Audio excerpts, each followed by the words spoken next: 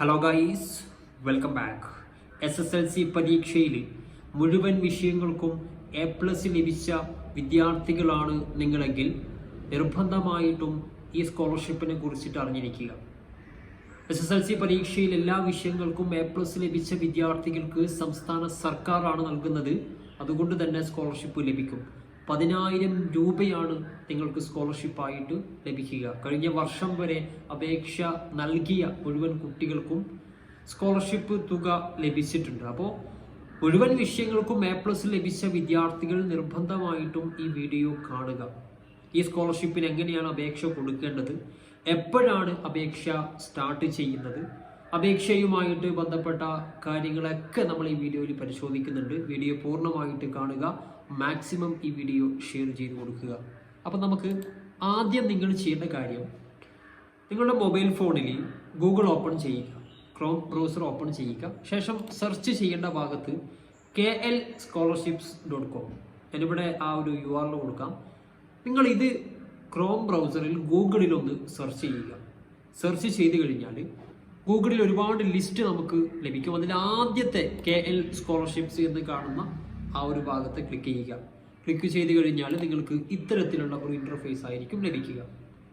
അതായത് കേരളത്തിലുള്ള വിദ്യാർത്ഥികൾക്ക് അപേക്ഷ കൊടുക്കാൻ പറ്റുന്ന എല്ലാ സ്കോളർഷിപ്പ് അപ്ഡേറ്റുകളും ഈ വെബ്സൈറ്റ് വഴി ലഭിക്കും. അപ്പോൾ ഇതിൽ ആദ്യം റീസെൻ്റ്ലി തന്നെ അപ്ഡേറ്റ് ചെയ്ത സ്കോളർഷിപ്പാണ് നിങ്ങൾക്ക് കാണാം, professor Joseph Mundassery scholarship scheme. ഈ സ്കോളർഷിപ്പാണ് നിങ്ങൾക്ക് കിട്ടുക. SSLC പരീക്ഷയിൽ എല്ലാ വിഷയങ്ങൾക്കും A+ ലഭിച്ച വിദ്യാർത്ഥികൾക്കാണ് ഈ സ്കോളർഷിപ്പ് കിട്ടുക. അപ്പോൾ ഇതിന് അപേക്ഷ കൊടുക്കേണ്ടത് ഇപ്പോഴല്ല കേട്ടോ. നിങ്ങൾ ഈ സ്കോളർഷിപ്പിനെ കുറിച്ചിട്ട് ഒന്ന് അറിഞ്ഞിരിക്കാൻ വേണ്ടിയിട്ടാണ് നമ്മൾ പറയുന്നത്. സ്കോളർഷിപ്പിന് അപേക്ഷ ഒരു 2-3 മാസത്തിന് ശേഷമാണ് ആരംഭിക്കുക. അത് സ്റ്റാർട്ട് ചെയ്ത് കഴിഞ്ഞാൽ നിങ്ങളെ അപ്പോൾ തന്നെ ഈ ചാനൽ വഴിയും നമ്മുടെ വാട്സപ്പ് ഗ്രൂപ്പ് വഴിയും അറിയിക്കുന്നതായിരിക്കും. അപ്പോൾ സ്കോളർഷിപ്പിനെ കുറിച്ച് ആദ്യം നിങ്ങളൊന്ന് മനസ്സിലാക്കി വെക്കുക. നിങ്ങൾക്ക് കാണാം, അപേക്ഷിക്കാൻ ആവശ്യമായിട്ട് വേണ്ട യോഗ്യതകൾ ഇതിൽ വ്യക്തമായിട്ട് നൽകിയിട്ടുണ്ട്. യോഗ്യതകൾ എന്തൊക്കെയാണ്?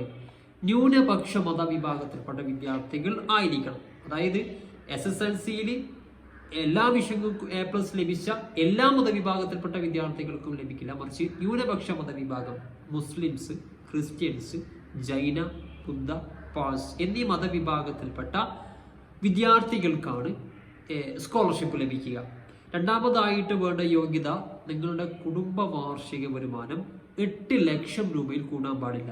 മൂന്നാമതായിട്ട് അപേക്ഷ കൊടുത്ത വിദ്യാർത്ഥി കേരളത്തിൽ പഠിക്കുന്ന വിദ്യാർത്ഥി ആയിരിക്കണം. അതുപോലെ തന്നെ അപേക്ഷ കൊടുക്കുന്ന കുട്ടിക്ക് സ്വന്തം പേരിൽ ഒരു നാഷണലൈസ്ഡ് ബാങ്ക് അക്കൗണ്ട് ഉണ്ടായിരിക്കണം.